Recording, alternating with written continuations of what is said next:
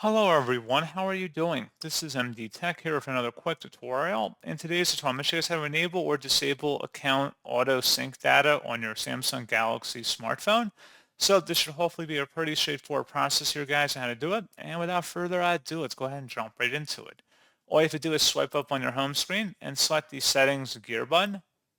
And then you want to scroll down and select the passwords, passkeys, and accounts tile. And then where it says automatically sync app data, let apps refresh data automatically. If you want to enable that option, you have a toggle to the right. Otherwise, if you want to disable it, just click inside the oval one time until it was grayed out. And that's all you'd have to do. So pretty straightforward process on that, guys. And as always, thank you for watching. I do hope that I was able to help you out, and I do look forward to catching you all in the next tutorial. Goodbye.